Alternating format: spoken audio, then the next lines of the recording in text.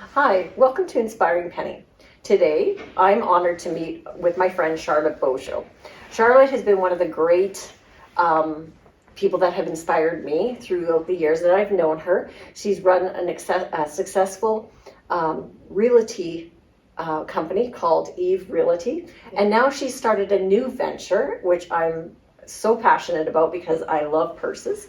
So, Charlotte, what's your business called? It's called Tante Lottie. And yeah, so it's named after, it means Aunt Charlotte in European and German, Belgium languages, stuff like that. So one of the funny things is we found that we both have family from Belgium. So it's another thing that we love together and along with purses. So Yes.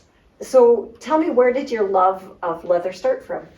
Well, it happened, of course, with COVID, it kind of brought out all the crafts people. And I had bought a sewing machine probably a year before COVID started, but I had never taken it out of the box.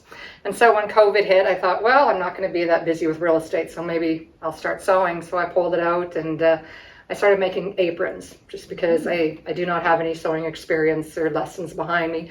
So, and I've always been infatuated with kind of the vintage stuff, and I thought aprons are easy. Anyway, I got making them, and then my husband said, well, I would like a leather apron to barbecue in. So I said, what I like is that all your previous businesses always feed into your future businesses, I say, right? And I said, well, I know a butcher supplier out of Edmonton that I used to get my butcher supplies from, and they sell leather, so I'll order some. And it came, and I made that apron, and that was it. I just fell in love with that whole medium and the textile and everything.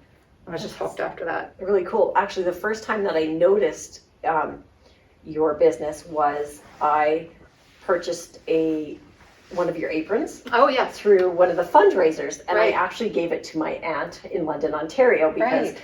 she is my tante. Right. So I found that was really interesting on how you made some beautiful aprons. And I think if I remember correctly, it had a puppy and a little kitten on it. Right. And she loves animals, so she great. really loved that. Oh, So, good. Nice to hear. Yeah.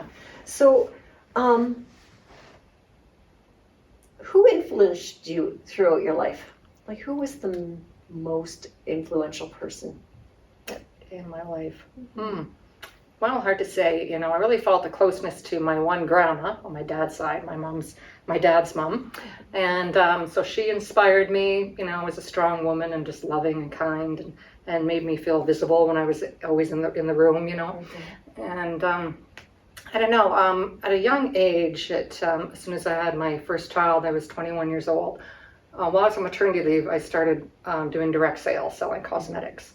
And that actually gave me the opportunity to go to a lot of different conferences and see a lot of motivational speakers. So I switched into selling clothing after that. So I had 7 years in the direct sales business and got to go to conferences in, Toronto and Vancouver and Calgary and Edmonton and see these just amazing motivational speakers. And I think those people really set me on the right path for frame of mind and self-discipline and motivation and stuff. Do you have a favorite motivational speaker that you've seen? Not really. I can't really think of any off the. I listen to a lot of different ones all the time. My favorite author right now is Liz Gilbert, because she, wrote Big Magic, which is really, all about encouraging one to live a creative life. So it's really I have not fitting. heard of her. Oh, she's just amazing. Well, she wrote Eat, Pray, Love. Oh, okay. So yes, you have then heard I of her. heard of her. Yes, Oh. and so, I watch YouTube videos of her speaking, stuff like that. So I can't really say I have one particular favorite.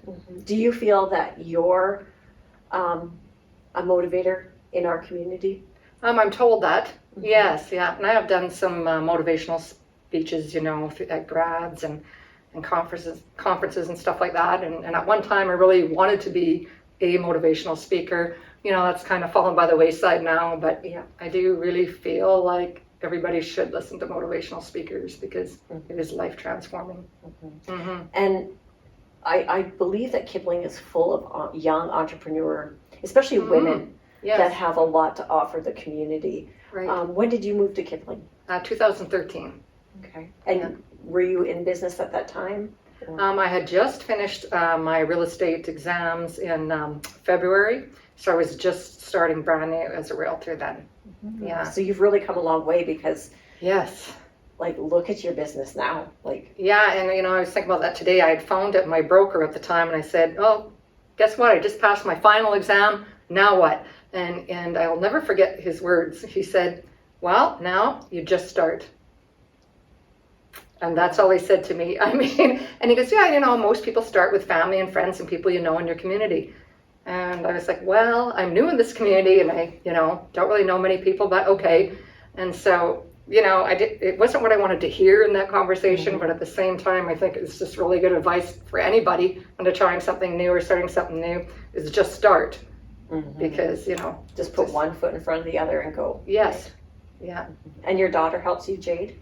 Yes. Yeah. So she's a business owner of eRealty as well. So that's got to be exciting for you to have your daughter follow in your footsteps. Yes, it is. It's really, it is motivation, how, through life, if we can do something, build a company and leave it to our kids or help build them up along the way, then that makes it all worthwhile. And for sure. Wouldn't be nearly as much fun by myself. And I see that Oscar is starting a business, your son? Yes, yeah. We just launched him on Saturday. So, he's been a journeyman plumber for years, and he's been kind of thinking about it for years, but the timing just wasn't right. And we thought, well, now's the perfect time, and he was ready for it. So. And that's exciting. I mean, and he's got young boys, right? Yes, and that will maybe grow up and follow in his footsteps. Yeah, that's right, exactly. Right. So he's got a great work ethic, and really proud of him. So it's great. Now I'm able to pay it forward and help him build his business right. And help him with all the things that worked for you and didn't work for you. Yes, right? That's right. Yeah, I had a meeting with him, and I made him this big binder with all my tips and all these things, and so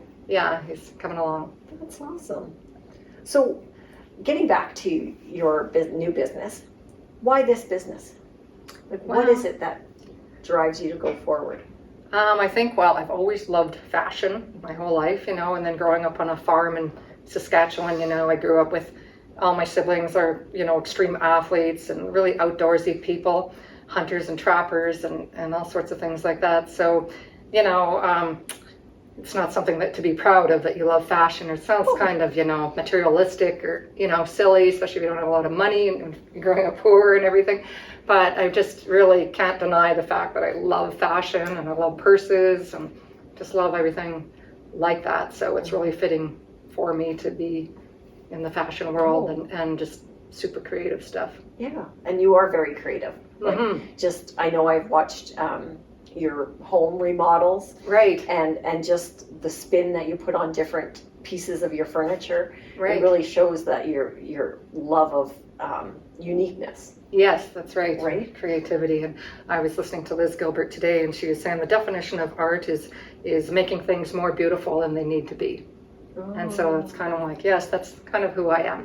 I love I'm very, looking at beautiful things and seeing beautiful surroundings and creating beauty. And I think I would agree with that, because for me, I go out in nature and find that beauty. Right. And yes. That is what gets me motivated. If I'm having a really stressful day or I need, just to unwind, I just need to go outside. Whereas you probably need to play with your leather work, right? Yes, that's right. So I was a dance instructor for 8 years. And when I had quit doing all that and fitness and I moved here, I had nothing as a creative outlet. And I would say that to my husband, I'm feeling like I need to do something creative, it's kind of like a coping thing for me, or it's part of my soul, or it makes me breathe. And so it started coming out of me and painting murals on the walls and doing paintings that weren't so good, but it was starting to come out in all different ways. And so finally I landed on this, and it's perfect because now everything else can kind of settle down because I have you found what it is. Great, yeah. And that's what I would encourage everybody to do. You don't have to be the biggest or the best artist in the world. You just need to try. Yes. And I'm the biggest naysayer of myself. When I paint a rock or something, that's not perfect enough, right? And then I'm going to put it away. But that's not the point of it. The point is to create. Yes. And not judge yourself. And so I'm very proud of you that you come this way without, discouraging yourself, because that's what more women need to do, is to believe in ourselves. Yes, that's right. So we're going to move on, and we're going to show some of Charlotte's work to you. I love this stuff.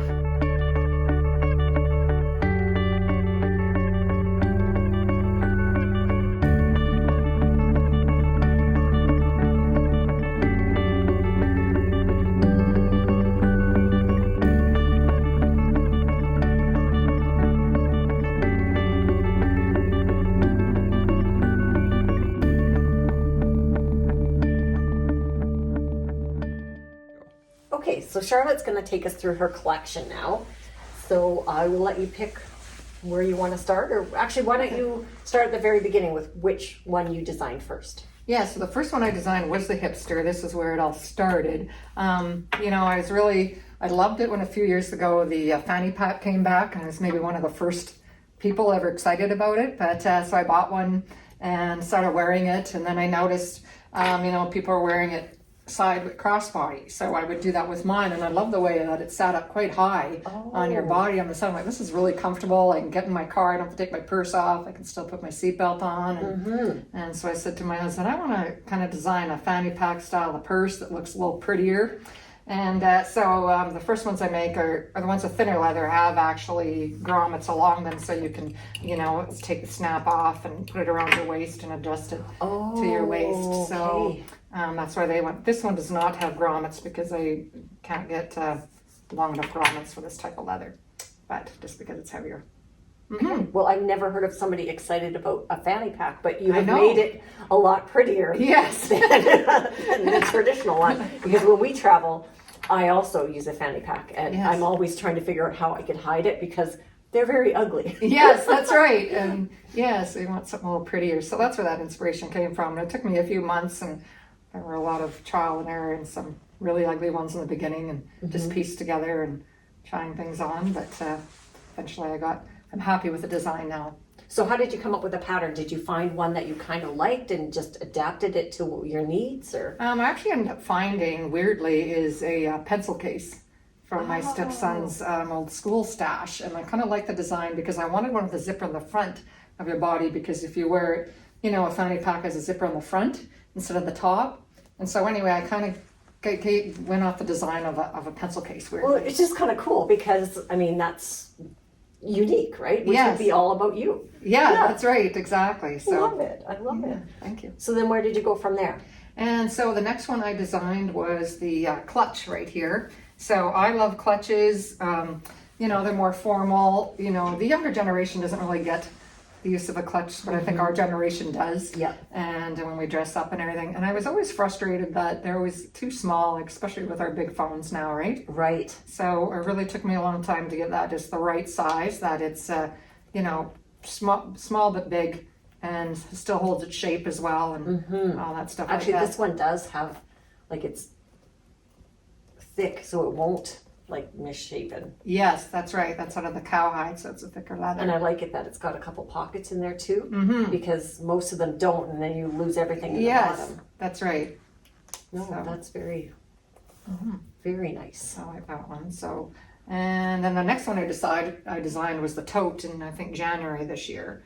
So, which was my favorite until you designed the pink one. Yeah.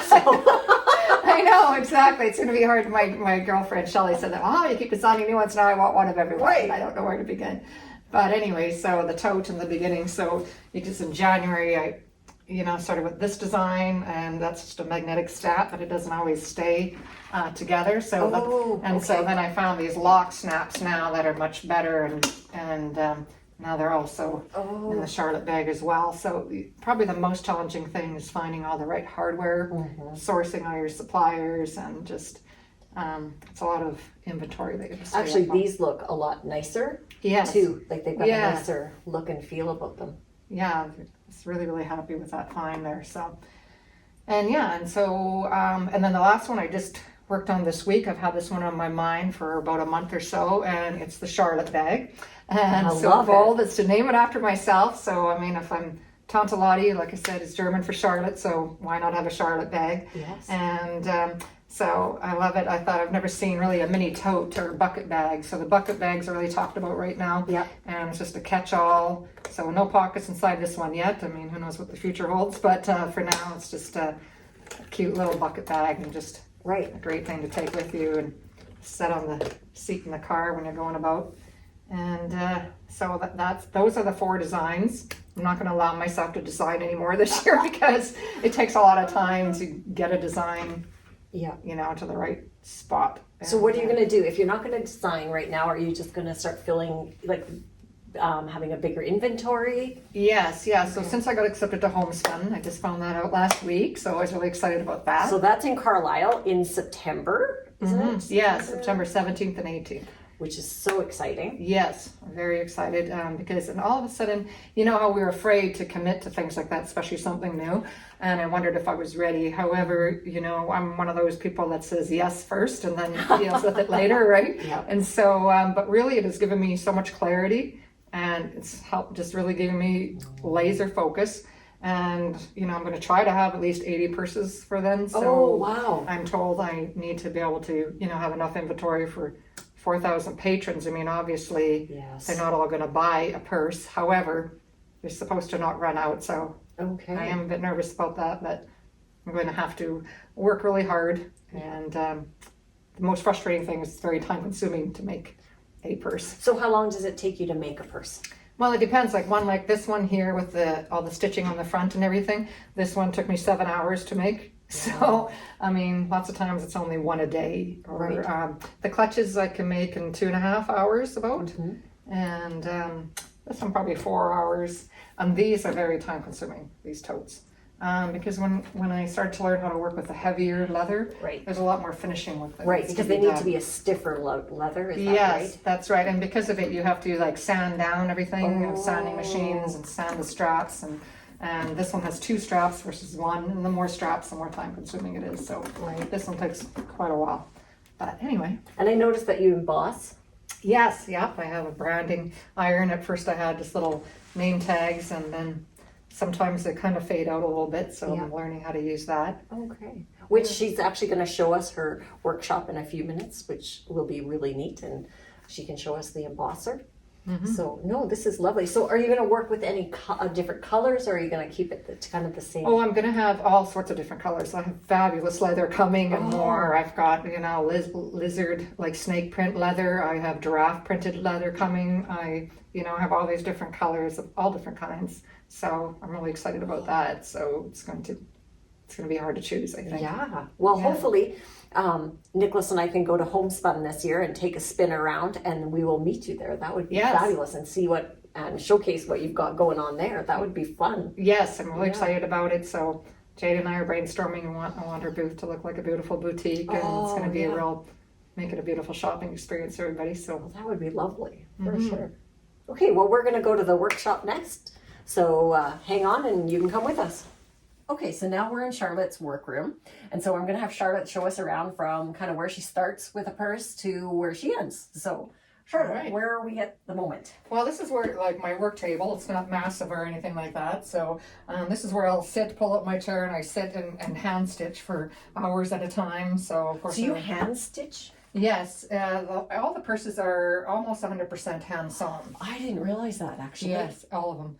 Wow. Yes, and so the only thing that's sewn on with the machine is the first application of the zipper here, but then I actually top stitch it again for extra detail. Oh, my So goodness. that is the only, so everything is entirely hand stitched. So some leatherworking tools are really a lot of fun. You know, so how you get your line straight is you have these little forks, and so you score lines and you go along and you hammer them all down, and then you have your stitch line.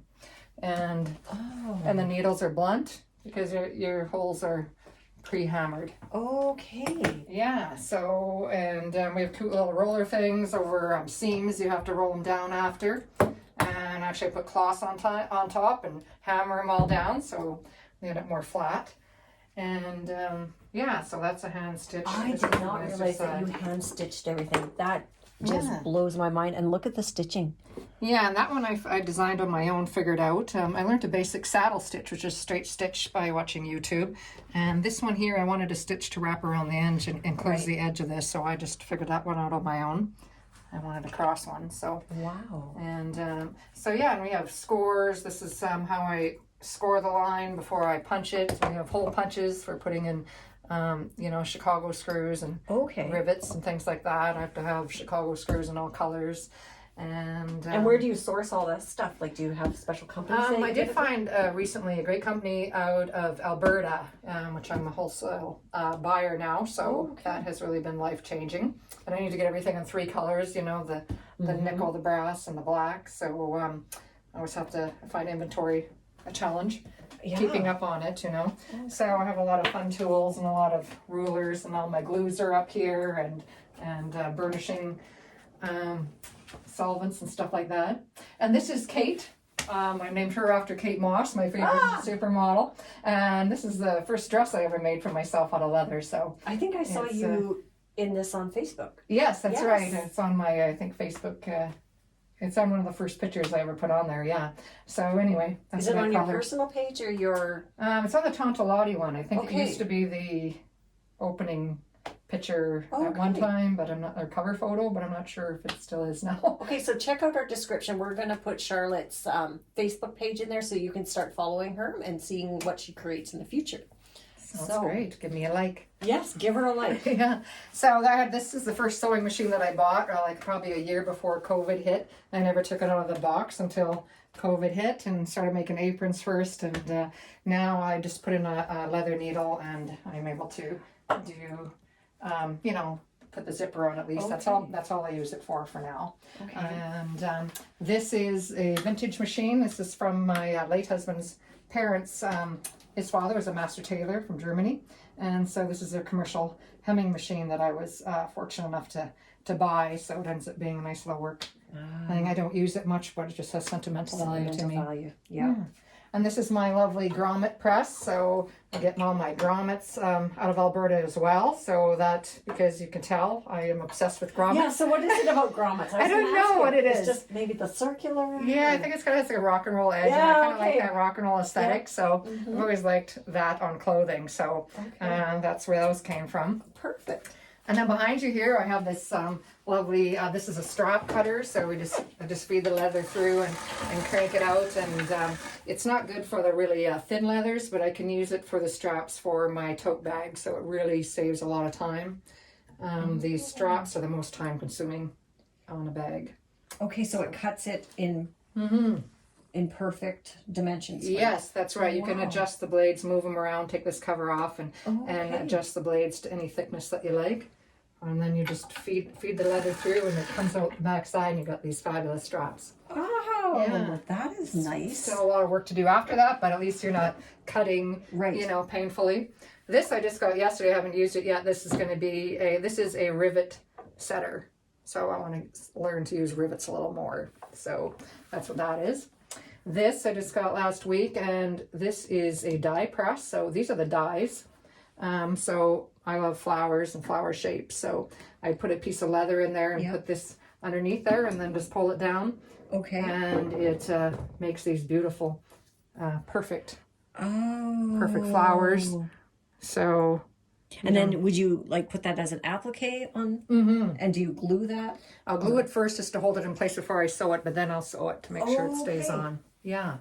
So different sizes. And this is my handy dandy label brander. So Oh, okay, that's what that is. Okay. yeah, so I can set the temperature. So it's a lot of trial and error with all the different types of leathers. Use different temperatures and different amount of time that you hold on.